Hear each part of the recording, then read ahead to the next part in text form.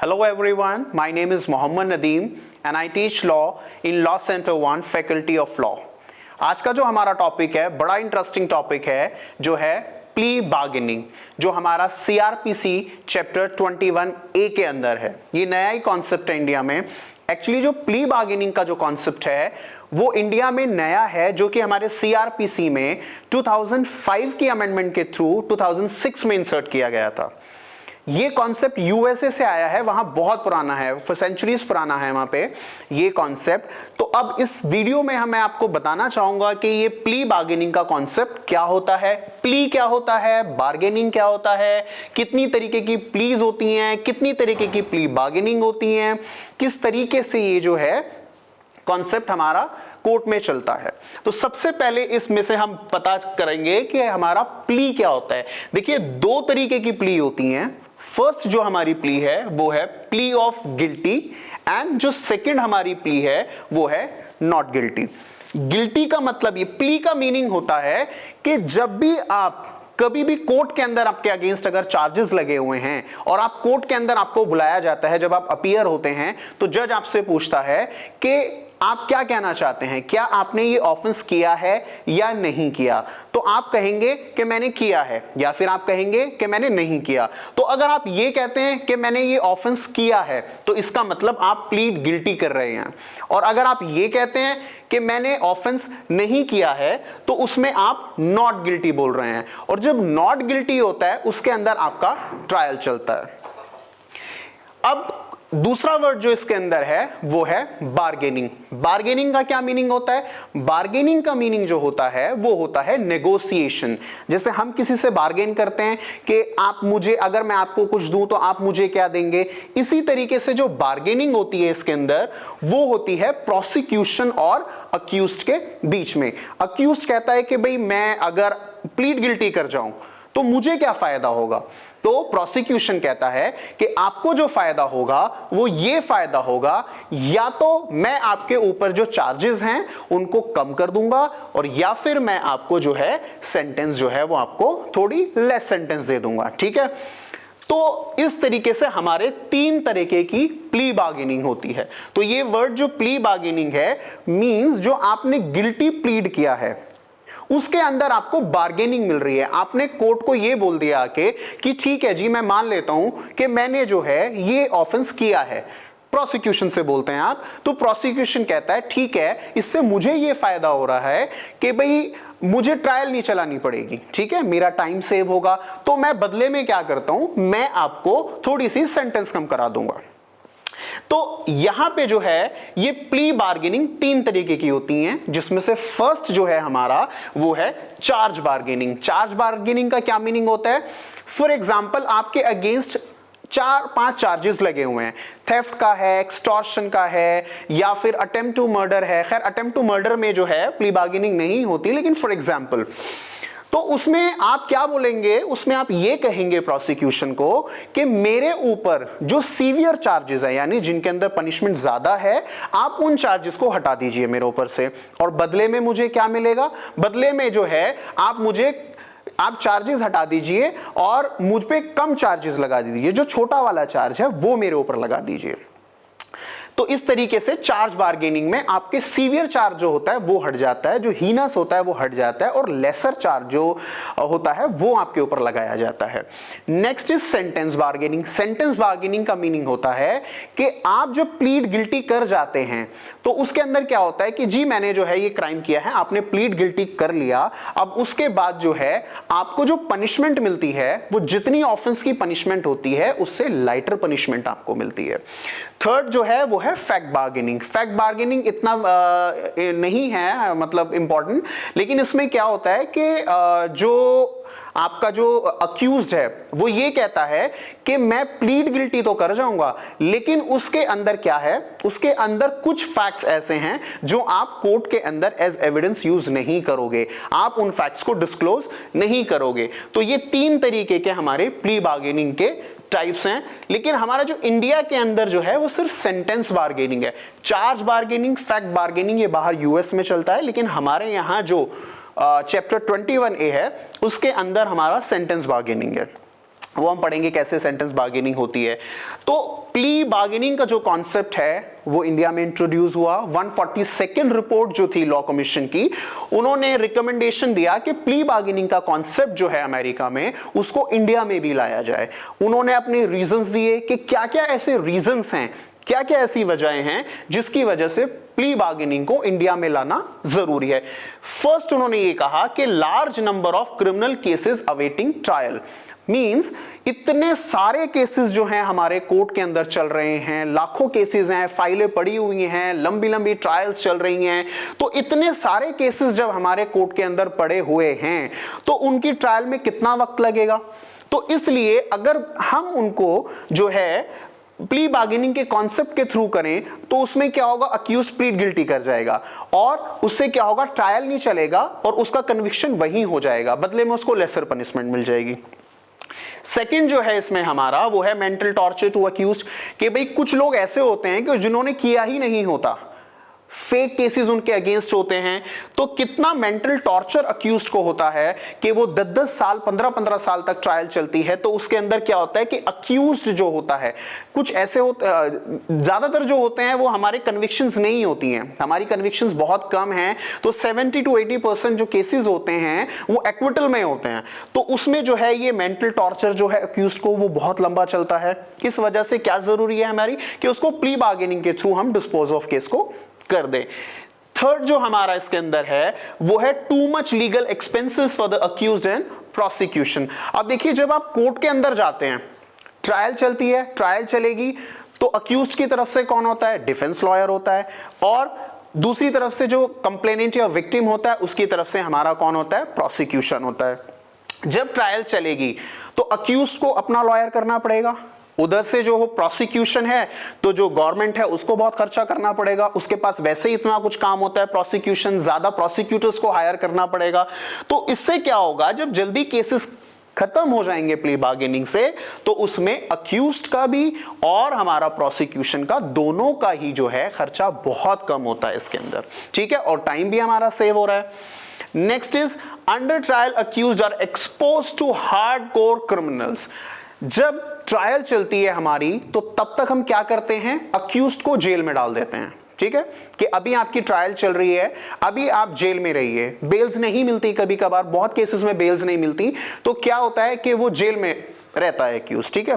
अब जब वो जेल में रहता है तो जेल में तो ऐसे भी हैं जो लाइफर्स वगैरह हैं जिन्होंने एक्चुअल में जिनकी कन्विक्शन हो चुकी है और वो जेल अंदर काट रहे हैं। फॉर एग्जांपल तिहाड़ जेल के अंदर ले लीजिए, मैंने कोई क्राइम, छोटा मोटा सा क्राइम किया या मैंने नहीं किया, मेरे ऊपर जो है फेक FIR जो है तो मुझे वहां जेल में जाना पड़ेगा। और जेल में जो है ऐसे भी हैं जो कन्विक्शंस हो चुकी है, जो कि लाइफ इंप्रिजनमेंट काट रहे हैं, बड़े हार्डकोर क्रिमिनल्स होते हैं ना, जो बड़े बड़े गुंडे टाइप जो होते हैं, उनके साथ मैं मिक्सअप हो जाऊंगा। तो उससे क्या होगा कि अगर बाई चांस मैं नहीं भी था इस तरीके का क्रिमिनल तो उनके इन्फ्लुएंस में आके मैं वैसा क्रिमिनल बन जाऊंगा। तो इस वजह से जरूरत हमें है कि प्ली बार्गेनिंग के थ्रू जो है हम उन केसेस को वहीं पे डिस्पोज ऑफ कर दे।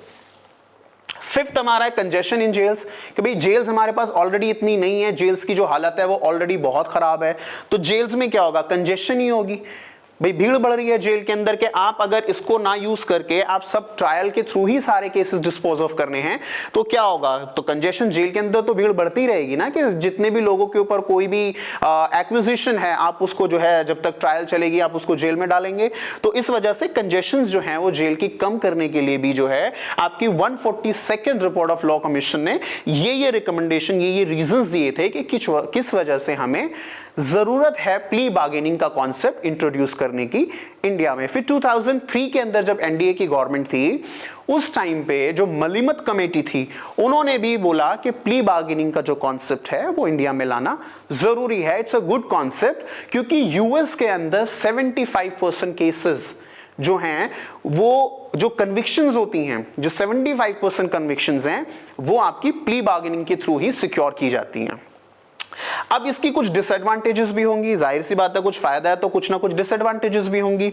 तो पहली जो डिसएडवांटेज है प्ली बार्गेनिंग की है कि removes right to have trial by court. अब ये आपका एक राइट होता है, राइट ऑफ अक्यूज्ड क्या है, उसमें से एक राइट है कि आपको जो है वो ट्रायल, कोर्ट आपकी ट्रायल करे। आपको कन्विक्ट करे या एक्विट करे, एक फेयर ट्रायल का जो कॉन्सेप्ट है। अगर आप प्ली बार्गेनिंग के कॉन्सेप्ट में जाओगे तो वहां जो है आपकी ट्रायल नहीं चलेगी। ये आपका राइट है कि आपकी ट्रायल चले कोर्ट के अंदर, ठीक है, तो वो आपका राइट जो है वो इन्फ्रिंज हो रहा है। सेकेंड पॉइंट जो इसके अंदर है वो है it still creates a criminal record for the innocent. For example कोई माइनर सा केस था, उसके अंदर आपको लग रहा है यार ट्रायल बहुत लंबी चलने वाली है, तो मैं या लंबी चलेगी या अभी शुरू नहीं हो रही है, मुझे कंट्री से बाहर जाना है या मुझे इस झंझट से बाहर निकलना है, तो आप क्या करेंगे, आप सोचेंगे चलो ठीक है मैंने किया ही नहीं है लेकिन पनिशमेंट बहुत कम है, ठीक है, महीने 2 महीने की पनिशमेंट है, तो मैं क्या करता हूं कि इस पूरे झंझट से जो ट्रायल का है या कोर्ट का जो भी प्रोसीजर है उससे बचने के लिए मैं क्या करता हूं, मैं प्लीड गिल्टी कर जाता हूं। दो मैं मैंने वो नहीं किया, मैंने जो है वो ऑफेंस नहीं किया, लेकिन मैं कोर्ट के प्रोसीजर से बचने के लिए प्लीड गिल्टी कर जाता हूं। अब क्या होगा, जो प्लीड गिल्टी का जो इफेक्ट होता है वो कन्विक्शन होता है, एक्विटल नहीं होता, कन्विक्शन होता है। तो जब आप कन्विक्टेड हो गए हो तो एक रिकॉर्ड बन चुका है कि आप किसी ऑफेंस के अंदर जो है पहले कन्विक्शन हो चुका है, तो एक रिकॉर्ड है, आप इनोसेंट थे, आपने कुछ भी नहीं किया था लेकिन प्लीड गिल्टी कर गए, तो उसकी वजह से जो है आपके बारे में एक रिकॉर्ड और बन चुका हमेशा के लिए कि भाई आप पहले कन्विक्टेड हुए हो। Next is no appeal. Chapter 21 के अंदर ए के अंदर भी दिया गया है कि जो प्लीड गिल्टी के जो केसेस होते हैं ये प्ली बार्गेनिंग के, उसके अंदर जो है अपील नहीं होती। सेक्शन 375 सीआरपीसी के अंदर दिया गया है कि प्लीड गिल्टी के अंदर जो है आपका अपील नहीं होता है, ठीक है। तो अब राइट ऑफ अपील है, अपील का राइट होता है कि भाई सेशन कोर्ट ने आपको पनिशमेंट दी तो आप हाई कोर्ट जाते हैं, हाई कोर्ट के बाद फिर आप सुप्रीम कोर्ट जाते हैं, लेकिन यहां पे अपील नहीं होता। आगे हम पढ़ेंगे कि अपील नहीं होती लेकिन हमारे पास एसएलपी होती है, स्पेशली पिटीशन सुप्रीम कोर्ट में, एंड 226 227 में writ petition to high court ये होती है। Fourth is possibility of coercion. Coercion का मतलब प्रोसिक्यूशन जो है आपको कहेगा, आपको फोर्स करेगा कि आप कर जाइए, आपको जो है फोर्स करेगा, कोर्स करेगा कि प्लीज आप प्लीड गिल्टी कर जाइए, प्लीड गिल्टी कर जाइए, कोर्ट आपको फोर्स कर सकता है। तो ये वाला जो है ये एलिमेंट भी उसके अंदर हो सकता है प्लीड गिल्टी के प्ली बार्गेनिंग के अंदर, कि भाई पॉसिबिलिटी ऑफ कोअर्जन भी है। और ये कासम भाई वर्सेस स्टेट ऑफ गुजरात के अंदर कोर्ट ने कहा था कि अगर आप किसी को इंड्यूस करते हो प्ली बार्गेनिंग के लिए, प्रोसिक्यूशन कह रहा है नहीं जी आप कर जाओ, ये प्रेरोगेटिव जो होता है प्ली बार्गेनिंग के अंदर प्लीड गिल्टी करने का, ये सिर्फ और सिर्फ अक्यूज्ड का होता है। ना तो इसके अंदर प्रोसिक्यूशन आपको फोर्स कर सकता है और ना ही इसमें आपको कोर्ट फोर्स कर सकता है। तो ये उन्होंने बोला था, कासम भाई वर्सेस स्टेट ऑफ गुजरात ने, कोर्ट ने ये बोला था कि अगर आप किसी को इंड्यूस करते हैं, कोर्स करते हैं, तो जो प्लीड गिल्टी के बाद जो कन्विक्शन होगी वो एकदम इलीगल होगी, वो लीगल नहीं होगी। अब हम इसकी बात करते हैं कि ये स्टेज पे कौन सी होती है, कौन सी स्टेज पे है। ये स्टेज का मतलब ये है कि प्ली बार्गेनिंग का जो कॉन्सेप्ट है वो ट्रायल शुरू होने से पहले पहले ही होता है। मींस अगर एक बार ट्रायल शुरू हो गई फिर आप ये नहीं कह सकते कि मुझे प्ली बार्गेनिंग करना है, नहीं, पहले आपको क्या है, ट्रायल शुरू होने से पहले पहले ही आपको जो है प्लीड गिल्टी करके इसका बेनिफिट मिल सकता है। एक बार ट्रायल अगर शुरू हो गई उसके बाद आप प्लीड गिल्टी का कॉन्सेप्ट का बेनिफिट नहीं उठा सकते। ऑलराइट, सो अभी तक जो हमने कॉन्सेप्ट समझा था प्ली बार्गेनिंग का, वो जनरली समझा था कि प्ली बार्गेनिंग का कॉन्सेप्ट होता क्या है। अब हम समझेंगे कि सीआरपीसी के अंदर जो सेक्शन 265A और 265L के अंदर जो दिया गया है प्ली बार्गेनिंग का कॉन्सेप्ट, वो कैसे होता है, कोर्ट के अंदर कैसे होता है प्ली बार्गेनिंग, ठीक है।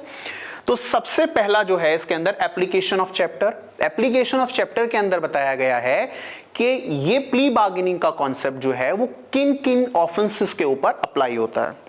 अच्छा, दो तरीके से होता है।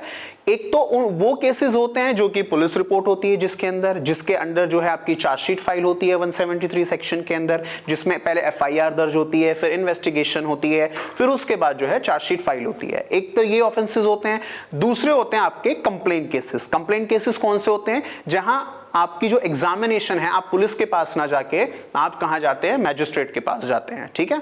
तो उसके अंदर क्या होता है कि आपका एग्जामिनेशन होता है, अगर कोर्ट को लगता है कि भाई ऑफेंस हुआ है तो उसके बाद इन्वेस्टिगेशन जो उसमें होती है 202 में, तो उसके बाद आपको जो है 204 के अंदर वो प्रोसेसेस इशू कर देते हैं। मींस या तो समन भेज देंगे या फिर वारंट भेज देते हैं। मींस कंप्लेंट केस हो या पुलिस रिपोर्ट वाले केसेस हो, ये दोनों पे अप्लाई होता है। और दोनों केसेस के अंदर जो ऑफेंसेस होते हैं वो उन ऑफेंसेस पे लगता है प्ली बार्गेनिंग।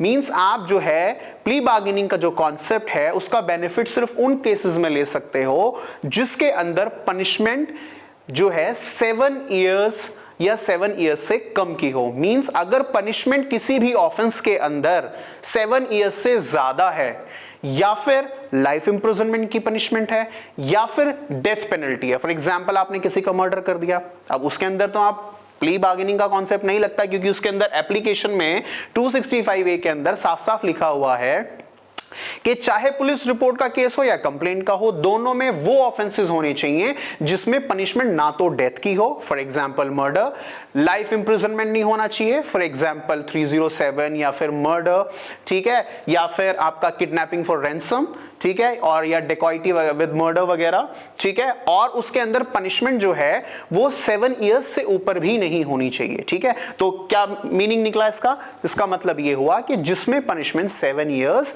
या 7 इयर्स से कम है, उन्हीं ऑफेंसेस के अंदर हम प्ली बार्गेनिंग के कॉन्सेप्ट को लगा सकते हैं, ठीक है। फॉर एग्जांपल जैसे कि हमारा थेफ्ट का केस होता है, ठीक है। थेफ्ट में क्या है, पनिशमेंट हमारी 3 इयर्स की है, तो इसके अंदर हम क्या है, प्लीड गिल्टी करके लेसर पनिशमेंट हमें मिल जाएगी, ठीक है। इसके अंदर और आगे दिया गया है प्रोविजन में कि इसके अंदर जो है अगर ऑफेंस, याद रहे, अगर ऑफेंस एक वुमेन के अगेंस्ट है, फॉर एग्जांपल 354 है, आउटरीचिंग मॉडेस्टी ऑफ अ वुमेन, या सेक्सुअल हैरासमेंट है, या फिर वॉयरिज्म वगैरह है, ठीक है। अगर किसी भी वुमेन के अगेंस्ट कोई भी ऑफेंस है, चाहे पनिशमेंट उसकी 1 साल की हो, 2 साल की हो, मतलब 7 साल से कम भी अगर उसकी पनिशमेंट है, और वो ऑफेंस जो है एक वुमेन के अगेंस्ट है, उसमें प्ली बार्गेनिंग नहीं होगा, उसके अंदर आपकी ट्रायल ही चलेगी, ठीक है। और दूसरे जो ऑफेंसेस होते हैं वो होते हैं socio economic offences. Socio economic offences अगर हैं, अगर आपने कोई ऑफेंस किया है और वो ऑफेंस जो है वो सोशियो इकोनॉमिक ऑफेंस है, उसके अंदर भी, और चाहे पनिशमेंट उसकी 7 इयर्स से कम क्यों ना हो, उसके अंदर आप प्ली बार्गेनिंग नहीं कर सकते। अब सोशियो इकोनॉमिक ऑफेंसेस कौन से होते हैं?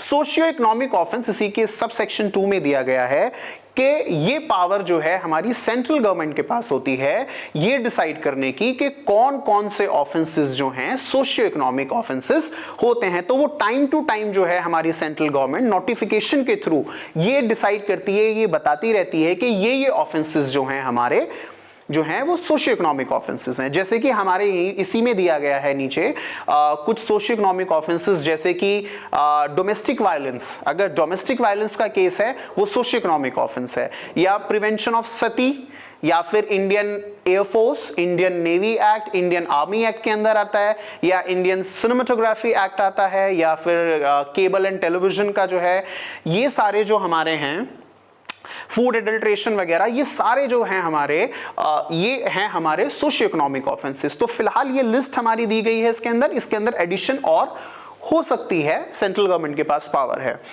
तीसरा जो है इसके अंदर पॉइंट ये है कि अगर ऑफेंस किसी भी एक चाइल्ड के अगेंस्ट है जो कि 14 इयर्स से नीचे है, ठीक है, 14 साल से नीचे जो बच्चा है, अगर उसके अगेंस्ट कोई ऑफेंस किया है, उसके अंदर आप जो है प्ली बार्गेनिंग नहीं कर सकते, चाहे उसकी पनिशमेंट 7 इयर्स से बिलो ही क्यों ना हो, ठीक है।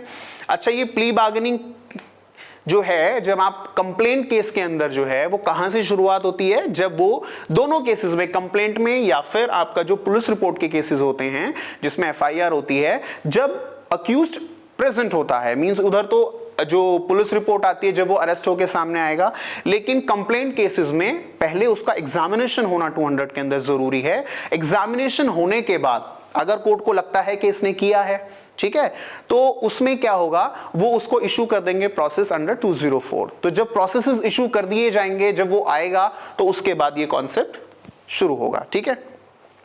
तो एप्लीकेशन बता दिया, एप्लीकेशन ऑफ द चैप्टर कौन कौन से ऑफेंसेस पे अप्लाई होता है।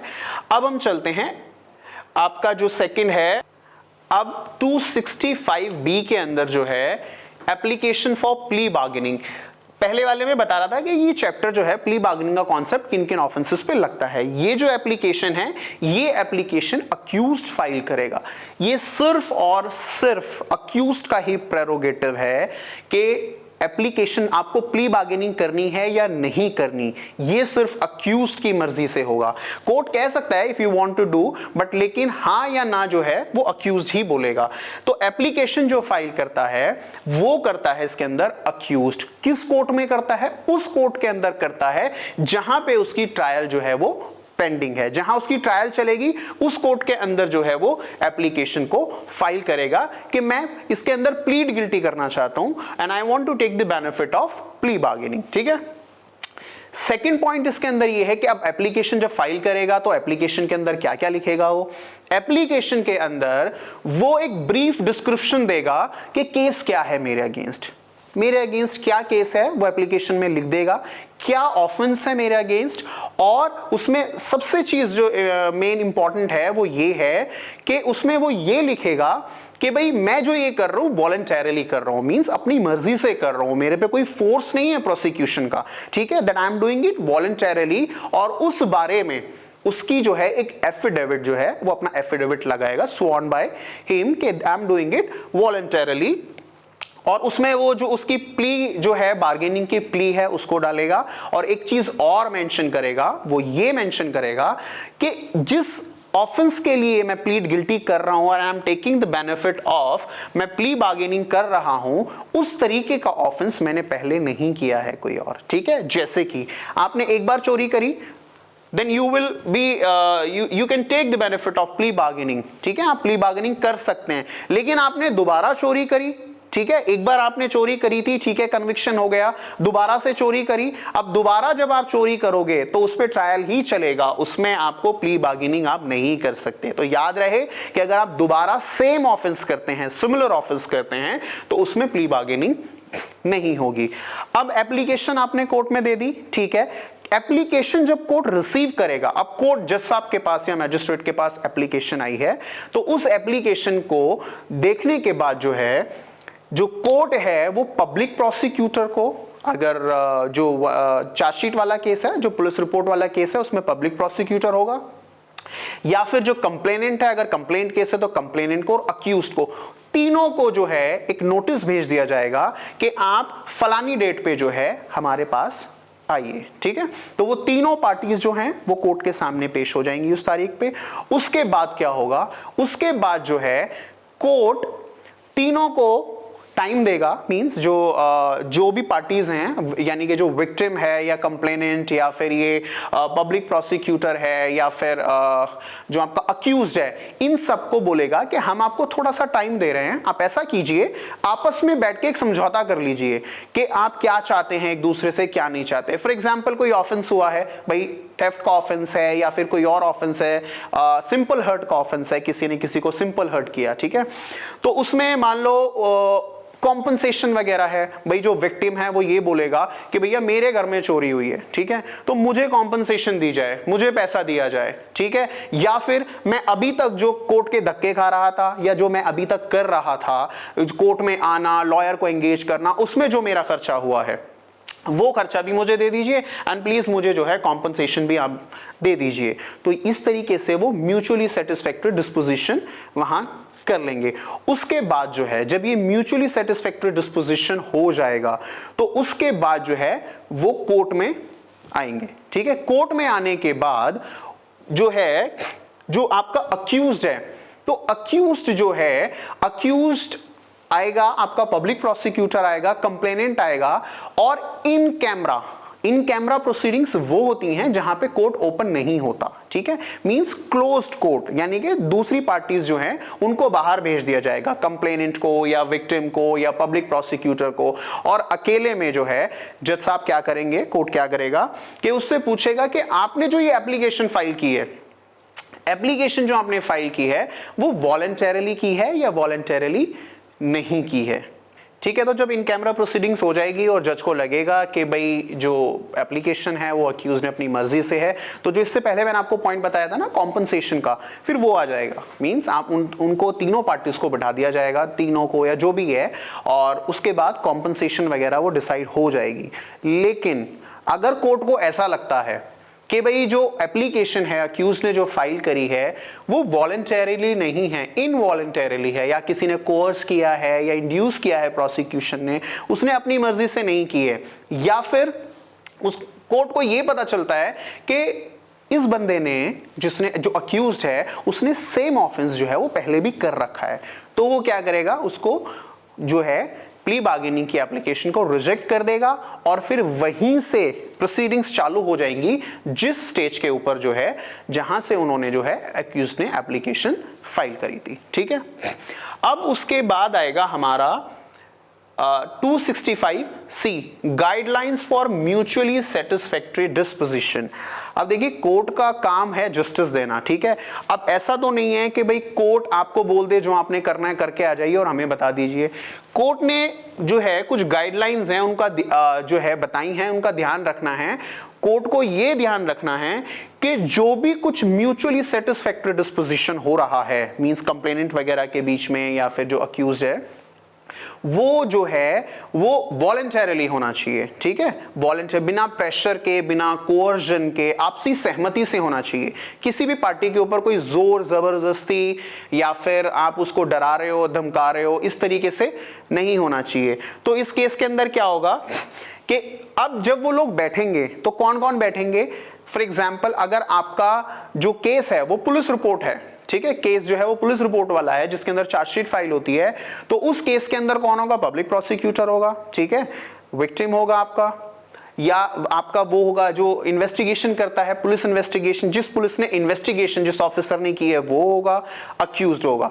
तो public prosecutor, accused, victim and आपका the police who has investigated the case, ये सारे लोग जो हैं बैठ के एक म्यूचुअली सेटिस्फैक्टरी डिस्पोजिशन को निकालेंगे। ठीक है, एक जो भी एग्रीमेंट क्या हो रहा है, किसको क्या देना है, कितना कॉम्पनसेशन देना है, एक सोल्यूशन अपना बैठ के मीडिएशन सेंटर वगैरह में बातचीत करके आपस में। ठीक है, और इसके अंदर जो है अगर आपका अक्यूज्ड है वो अगर चाहे कि मैं अपना प्लीडर लाना चाहता हूं, मेरा भी वकील आना चाहिए मेरे साथ में, तो वो उसको भी ला सकता है। कंप्लेनेंट केस के अंदर पब्लिक प्रोसिक्यूटर नहीं होता, ना ही इन्वेस्टिगेशन पुलिस करती है, उसके अंदर दो ही पार्टीज होती हैं आपकी, एक कंप्लेनेंट होता है, एक अक्यूज्ड होता है। उसमें भी वही है कि दोनों को कोर्ट कहेगा कि जाइए, आपसे सहमति से जो भी आपका सोल्यूशन निकलता है वो हमारे पास जो है उसकी रिपोर्ट लाके दीजिए। अगर आप चाहो तो भाई जो विक्टिम है वो भी अपने वकील को साथ में बिठा सकता है और जो अक्यूज्ड है वो भी अपने लॉयर को साथ में बिठा सकता है, लेकिन उसमें भी जो पूरा प्रोसेस है वो वॉलंटरीली होना चाहिए। ठीक है, अब इसमें है 265E disposal of 265D report of mutually satisfactory disposition to be submitted before court. अब इन लोगों का जो है आपस में समझौता हो गया कि आप मेरे को ये कॉम्पनसेशन देंगे, अक्यूज जो है विक्टिम को ये कॉम्पनसेशन देगा, ठीक है, या ये एक्सपेंसेस देगा। फॉर एग्जाम्पल कि मैं अक्यूज्ड हूं और कोई विक्टिम है और मैंने बोला ठीक है, विक्टिम मेरे से कहता है कि आप मेरे को 1 लाख रुपए दीजिए जो मेरा खर्चा हुआ है, मैं कहूंगा ठीक है मैं आपको देता हूं, हमारे आपस में एक एग्रीमेंट हो गया, सॉल्यूशन निकल गया। ठीक है, तो उसको जो है हम, जब कोर्ट ने जो डेट फिक्स करी थी, ठीक है, कि पहले आप म्यूचुअली सेटिस्फैक्टरी डिस्पोजिशन देखिए, उसके बाद जो है आप हमारे पास आना, वो डेट दे देते हैं। उसके बाद जब हम डेट पे अपीयर होते हैं तो उसकी जो रिपोर्ट है वो हम वहां सबमिट करते हैं, ठीक है, जज के पास। तो जज क्या करते हैं, जज उस पे साइन करते हैं, वो खुद प्रिपेयर करते हैं, उसको साइन करते हैं, और जो पार्टीज होती हैं जैसे विक्टिम वगैरह, कंप्लेनेंट, जो भी हैं सारी पार्टीज जो उसके अंदर इन्वॉल्व होती हैं डिस्पोजिशन के अंदर, उन सब के साइन होते हैं, ठीक है, और जो केस है वो डिस्पोज ऑफ हो जाता है। लेकिन अगर इनका समझौता नहीं हो रहा है, फॉर एग्जाम्पल वो कह रहा है कि मेरे को 1 लाख रुपए चाहिए, विक्टिम, लेकिन जो आपका अक्यूज्ड है वो कह रहा है मैं तो 1 लाख रुपए नहीं दूंगा, मैं तो आपको 20,000 रुपए दूंगा। उनकी बात नहीं बन रही है, मुझे इतनी कॉम्पनसेशन चाहिए, वो कह रहा मैं इतनी कॉम्पनसेशन नहीं दूंगा, वो कह रहा मुझे इतने एक्सपेंसेस चाहिए, मैं नहीं दूंगा। आपस में दोनों की बात जो है वो नहीं बन पा रही है। तो फिर जब वो कोर्ट में आएंगे डेट पे तो पता चला कोर्ट को कि भाई इनकी कहानी आपस में नहीं बन पाई है, ठीक है, कोई म्यूचुअली सेटिस्फैक्टरी डिस्पोजिशन नहीं हुआ है। तो क्या होगा कि जिस स्टेज पे एप्लीकेशन जो है अक्यूज ने फाइल करी थी वहीं से जो है केस चालू हो जाएगा। जो भी प्रोसीडिंग्स होगी जहां पे भी था वहां से प्रोसीडिंग्स चालू आपकी हो जाएगी। अब सबसे इंपॉर्टेंट जो है देखिए यहां पे है 265E, ये है हमारा सेंटेंस बार्गेनिंग, ठीक है। यही है कि अब अगर यहां पे जो 265D था इसके अंदर अगर म्यूचुअल सेटिस्फैक्टरी डिस्पोजिशन हो गया तो अब आगे कैसे प्रोसीड करेंगे। नहीं होगा तो वो तो फिर ट्रायल चलेगा, लेकिन अगर हो गया तो सबसे पहले क्या होगा कि जो आपने उस डिस्पोजिशन में डिसाइड किया आपस में बैठ के कि इतनी कॉम्पनसेशन मैं आपको दूंगा, अक्यूज देगा विक्टिम को, तो पहले कोर्ट क्या करेगा कि वो कॉम्पनसेशन ऑर्डर करेगा अक्यूज को कि आप पहले ये दीजिए, ठीक है, विक्टिम को वो कॉम्पनसेशन दे दी जाएगी कि आपने 1 लाख देने हैं, ठीक है मैंने 1 लाख देने हैं, मैं 1 लाख दे रहा हूं, वो 1 लाख रुपए दे दिए जाएंगे फॉर एग्जाम्पल। उसके बाद क्या होगा, उसके बाद जो है जज जो है वो हियर करेगा, यानी हियरिंग ऑन सेंटेंस होगी, यानी कि अब आपको पनिशमेंट कितनी दी जाए। ये तो चलो खर्चे थे उसके, कॉम्पनसेशन थी वो तो दे दी, लेकिन ऑफेंस तो हुआ है। अब ये सेंटेंस बार्गेनिंग में यही तो होता है कि भाई आप प्लीड गिल्टी कर जाइए, आपको पनिशमेंट कम मिलेगी, लेकिन पनिशमेंट तो मिलेगी ना। तो उसमें क्या है, अब आपको जो है हियरिंग ऑन सेंटेंस होगा। जज साहब सुनेंगे कि भाई प्रोसिक्यूशन कहेगा कि इनको इतनी सेंटेंस देनी चाहिए या इनको प्रोबेशन पे नहीं छोड़ना चाहिए, अक्यूज्ड कहेगा कि जी मेरे को प्रोबेशन पे छोड़ दो या मेरे को इतनी सेंटेंस दे दो। उन दोनों पार्टीज को सुनेगा। अगर जज को लगता है कि जो ये केस है जो भी जो अक्यूज्ड है वो फॉल कर रहा है 360 सेक्शन 360 जो कि प्रोबेशन का है, वो अलग एक स्टोरी है कि आप उसके अंदर फॉल करते हैं या नहीं करते, या प्रोबेशन ऑफ ऑफेंडर्स एक्ट के अंदर फॉल करते हैं नहीं करते। अगर आप 360 में फॉल कर गए तो आपको प्रोबेशन ऑन गुड कंडक्ट या आफ्टर एडमोनिशन छोड़ दिया जाएगा, या फिर if you fall in probation of offenders act तो उसमें आपको छोड़ दिया जाएगा, ठीक है। अदरवाइज अगर उनको लगता है कि आप इन दोनों में कहीं भी नहीं आ रहे हैं तो फिर आपको पनिशमेंट कुछ ना कुछ सेंटेंस दी जाएगी। अब जो वो सेंटेंस दी जाएगी, अब यहां पे क्या हुआ था, यहां पे यही तो कहानी है कि भैया मैंने तो प्लीड गिल्टी कर लिया है, तो मुझे बदले में क्या मिल रहा है, मैं प्रोसिक्यूशन का टाइम बचा रहा हूं, मैं ट्रायल नहीं चल रहा, प्रोसिक्यूशन का टाइम बच रहा है, कोर्ट का टाइम बच रहा है, तो मेरे को क्या फायदा हो रहा है जिस वजह से मैंने प्लीड गिल्टी किया है, तो उसका जो फायदा है वो उनको यहां मिलेगा। अब क्या फायदा मिल रहा है कि अगर कोई ऐसा केस है, मान लो वो प्रोबेशन पे नहीं छोड़ा, ठीक है, अब उनको सेंटेंस दी जाएगी, पनिशमेंट दी जाएगी। तो अगर ऑफेंस ऐसा है जिसके अंदर मिनिमम सेंटेंस प्रोवाइडेड है, जैसे कि कुछ ऑफेंसेस होते हैं ना जिसके अंदर ऐसे लिखी होती है sentence, the punishment shall not be less than 1 year but which may be extended to 3 years, means 1 साल से कम नहीं होनी चाहिए पनिशमेंट, ठीक है।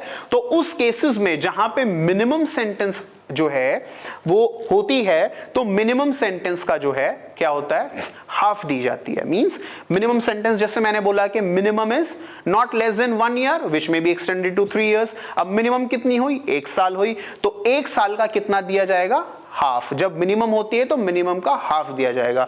मींस उस केस के अंदर कितनी पनिशमेंट दी जाएगी, उसको 6 महीने की पनिशमेंट दी जाएगी, ठीक है। अब उसको क्या बेनिफिट हो रहा है, उसको 3 साल तक की भी सजा मिल सकती थी, लेकिन कितने की मिल रही है, 6 महीने की। हो गया उसका भी जो फायदा होना था, ठीक है। अब दूसरे केसेस ऐसे होते हैं जिसके अंदर मिनिमम सेंटेंस नहीं दी होती, जैसे कि थेफ्ट का केस है, उसके अंदर क्या है, पनिशमेंट ऑफ 3 years, सिर्फ इतना ही लिखा हुआ है कि 3 साल की सजा है।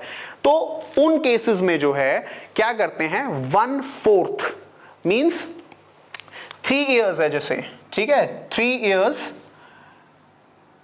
को ये आपका 365 into 4 into 1.5 सॉरी 3, ठीक है, इतने डेज बन जाएंगे आपके, यानी कि 3 साल को डिवाइड कर दो 1/4 से, ठीक है। तो जो भी मंथ्स आएंगे या जो भी डेज आएंगे उतनी पनिशमेंट दी जाएगी अगर वहां मिनिमम नहीं दी गई है। या फिर एक्सटेंडेबल भी हो सकती है इसके अंदर, जैसे कि 3 years which shall be punish for 3 years which may be extended to 5 years। तो उस केस में 3 years का भी 1/4 दे सकते हैं और 5 years का भी 1/4 दे सकते हैं। ठीक है, तो इस तरीके से इसमें पनिशमेंट दी जाती है। ठीक है, ये सबसे इंपॉर्टेंट है। ठीक है, ये वाला जो सेक्शन है। Then 265F judgment of the court. Judgment of the court का मतलब ये है कि यहां जो है जो भी जज जो भी प्रिजाइडिंग ऑफिसर होगा, मैजिस्ट्रेट हो या जज हो, वो जजमेंट पे साइन करेगा और जो जजमेंट है वो ओपन कोर्ट के अंदर दी जाएगी, मींस जहां जनरली पब्लिक अलाउड होती है। ठीक है, 265G कहता है फाइनलिटी ऑफ जजमेंट, मींस जो जजमेंट है प्ली बार्गेनिंग के अंदर, जो 265E के अंदर जो भी पनिशमेंट दी गई है, सेंटेंसिंग वगैरह, और ये जो जजमेंट है ये फाइनल जजमेंट होती है, इसके अंदर अपील नहीं होती है। 375 सेक्शन है सीआरपीसी का, उसके अंदर दिया गया है कि जब आप प्लीड गिल्टी करते हैं उसके अंदर जो है आपको अपील नहीं होती, लेकिन इसके अंदर एसएलपी होती है, means special leave petition under article 136 supreme court में आप एसएलपी लगा सकते हैं, प्लस 226 एंड 227 में आप हाई कोर्ट के अंदर रिट पिटीशन फाइल कर सकते हैं, अपील नहीं होती है। ठीक है, नेक्स्ट इज 265H के अंदर powers of court in plea bargaining, कि कोर्ट की क्या पावर होती है जब वो प्ली बार्गेनिंग के कॉन्सेप्ट को अप्लाई करता है। मींस वही सारी पावर्स होती हैं जैसे कि बेल देने की, ट्रायल की, सारी पावर्स जो कोर्ट की होती हैं वो सेम ही होती हैं, लाइक बेल की, ट्रायल की, जो भी एक केस को डिस्पोज ऑफ करने में पावर होती है वही सारी पावर प्ली बार्गेनिंग में होती हैं। ठीक है, उसके बाद है 265I period of detention undergone by accused to be set off against sentence of imprisonment, means आपको जो है पनिशमेंट जो थी वो 6 months की मिली आप प्ली बार्गेनिंग में। फॉर एग्जांपल यहां पे आ जाइए आप, जहां मिनिमम पनिशमेंट जो प्रोवाइडेड थी वो थी 1 year। अब 1 year है, जहां मिनिमम दी गई है वहां पे हाफ देंगे मिनिमम का। ठीक है, तो हाफ हो गई 6 months आपकी। 6 months में फॉर एग्जांपल आप 3 महीने ऑलरेडी जेल में काट के आ चुके हैं। ठीक है, उसके बाद आपको बेल मिल गई है, तो अभी आपको जो है जो ऑलरेडी आपने 3 महीने जेल के अंदर काटे हैं वो जो 6 महीने की अब आपको पनिशमेंट मिली है उसमें से माइनस होंगे। ठीक है, यानी कि अब जो आपको जेल में जाना पड़ेगा या जो सेंटेंस बची हुई है वो सिर्फ 3 महीने की आपको काटनी पड़ेगी। ठीक है, ऑलरेडी जो पीरियड आप रह चुके हो जेल में 10 दिन, 20 दिन, महीना, 2 महीना, अगर आप 6 महीने ही रह के आ गए वहां पे और अब आपको 6 महीने की सेंटेंस मिली है तो अब आपको जेल जाना ही नहीं है। ठीक है, नेक्स्ट इज सेविंग। सेविंग का मतलब यही है कि ये एक स्पेशल प्रोविजन है। स्पेशल प्रोविजन का मतलब अगर कहीं भी सीआरपीसी में या किसी लॉ के अंदर ये लिखा हुआ है कि भाई आपका जो प्ली बार्गेनिंग का कॉन्सेप्ट वो नहीं लगेगा, मींस इस चैप्टर से इनकंसिस्टेंट कोई भी चीज, ठीक है, इसके अगेंस्ट कोई भी चीज अगर कहीं भी है तो वो अप्लाई नहीं होगी, ये अप्लाई होगा। This is prevailing, it will prevail over other provisions. ठीक है, this is special one. Next is 265K statements of accused not to be used. This is very important. अब आपने प्लीड गिल्टी कर गए आप, ठीक है, आपने बोला ठीक है मैं मानता हूं कि मैंने ये जुर्म किया है, ठीक है, आपने मान लिया, लेकिन अब ये जो स्टेटमेंट्स हैं आपने जो कोर्ट में दी है, ठीक है, जो एप्लीकेशन में आपने लिख के दिया था वो इस केस के अलावा कहीं भी यूज नहीं होगी। याद रहे, मान लो आपने कोई केस है आपके अगेंस्ट जिसके अंदर पनिशमेंट जो है वो एक साल की है या 6 महीने की है for example.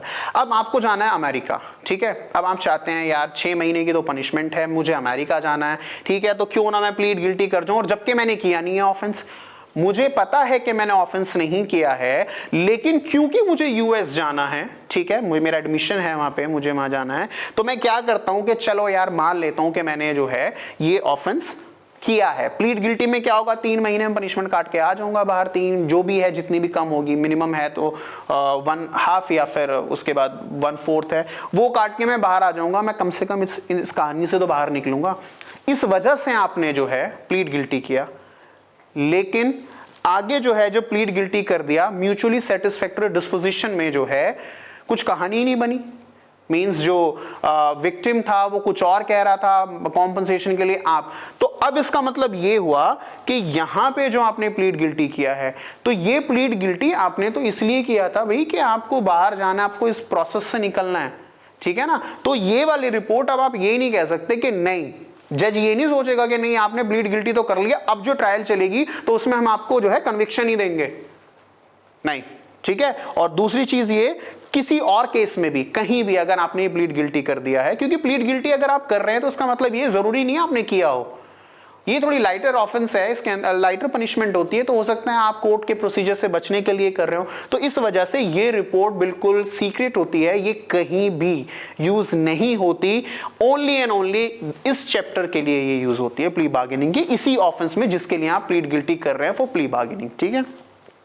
Next 265L non application of chapter, कहां पे अप्लाई नहीं होता है चैप्टर, ये चैप्टर जो है जुवेनाइल्स पे, और जुवेनाइल्स कौन है, जुवेनाइल जस्टिस एक्ट के अंदर सेक्शन 2K के अंदर जुवेनाइल की जो डेफिनेशन है वो यही है कि जो 18 से जो बिलो होते हैं वो जुवेनाइल्स होते हैं। तो जुवेनाइल अगर अक्यूज्ड है, अगर वो कहे, कोई भी मान लो बच्चा है जो 18 साल से कम, उसको हम बच्चा कहते हैं, जुवेनाइल कहते हैं, तो जुवेनाइल के अगेंस्ट अगर कोई ऑफेंस है कि इस बच्चे ने चोरी की है, अगर वो बच्चा ये कहे कि जी मैं प्ली बार्गेनिंग करना चाहता हूं, आप मुझे इतनी सजा दे दो, उस पर अप्लाई नहीं होगा, वो चाइल्ड के बच्चे के बेनिफिट के लिए है, क्योंकि उनका जो है वो अलग जो है जुवेनाइल जस्टिस एक्ट के हिसाब से चलेगा, जो भी है कि उनको कहां भेजा जाता है, ऑब्जर्वेशन होम्स वगैरह में, तो ये जो है जुवेनाइल्स पे अप्लाई नहीं होता है अगर कोई अक्यूज जुवेनाइल है तो, ठीक है। तो यहां पे हमारा जो है ये कॉन्सेप्ट खत्म होता है। आज हमने आपको जनरली क्या होता है प्ली बार्गेनिंग, कहां से आया है प्ली बार्गेनिंग, कितने टाइप की प्ली बार्गेनिंग्स होती हैं, और सीआरपीसी में कौन से चैप्टर में है, कितने सेक्शंस हैं,